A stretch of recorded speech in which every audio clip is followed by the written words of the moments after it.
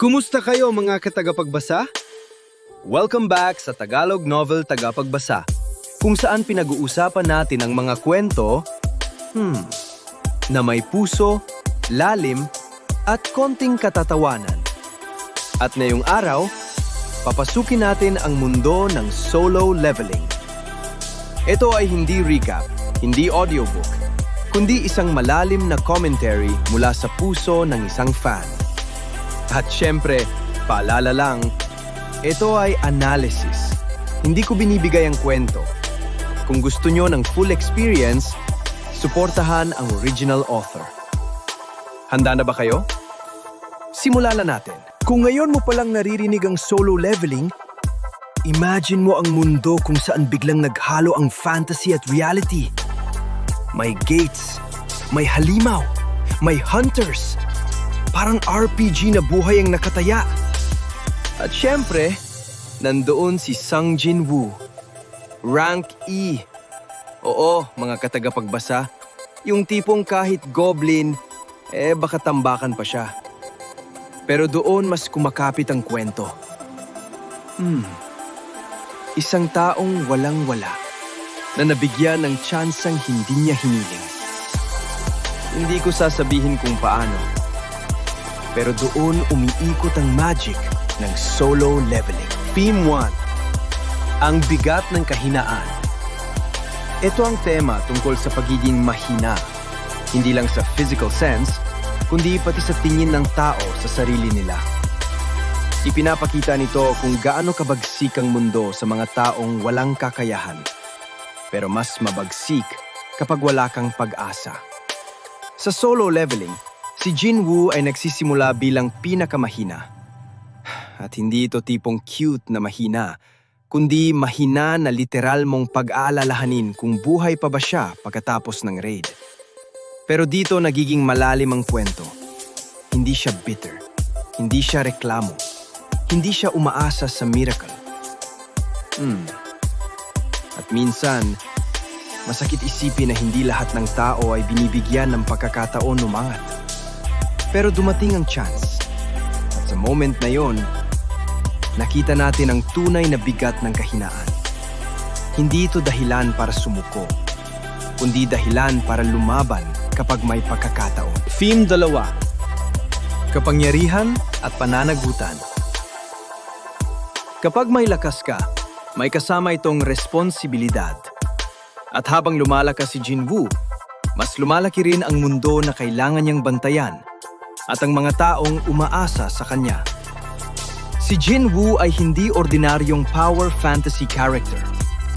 Habang lumalakas siya, hindi lang siya tumataas.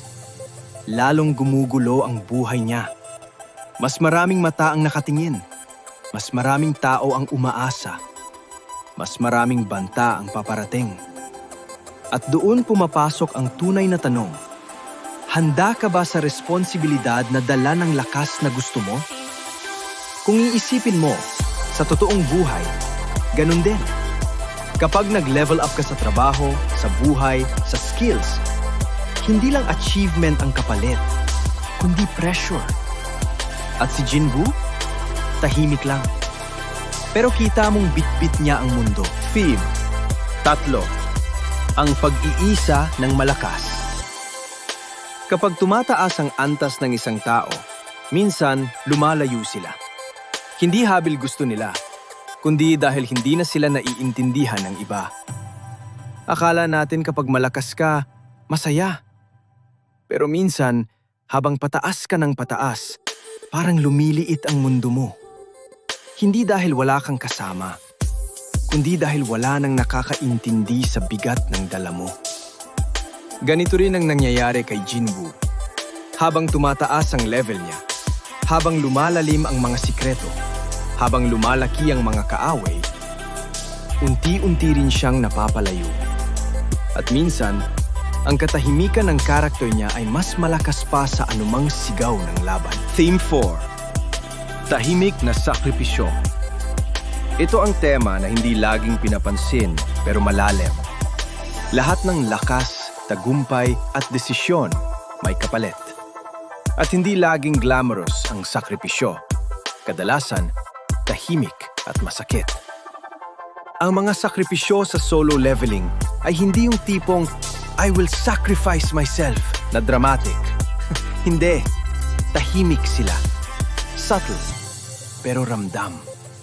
May mga pagkakataong pipiliin ni Jinwoo ang mas mabigat na landas. Kahit alam niyang siya lang ang masasaktan. At minsan, may mga mawawala sa'yo habang humahakbang ka pataas. Ganun ang sakripisyo sa kwento. Hindi sinisigaw, pero tumatama sa puso. 5. Pagbabago at pagkilala sa sarili. Ito ang transformation theme. Hindi lang physical na pag-level up, kundi pagharap sa sarili, sa kahinaan, sa takot, at sa tunay na identity. Ang paglakas ni Jinwoo ay hindi lang tungkol sa numerong tumataas. Mas malalim ito. Kasabay ng pag-angat niya ang pagharap sa mga tanong, sino na ba ako? Para kanino ito? Hanggang saan ang kaya kong bayaran? At doon nagiging human si Jinwoo. Hindi siya robot. Hindi siya perfect. Isa siyang taong natututo, nasasaktan, at lumalaban. Pag-asa sa mga walang pag-asa.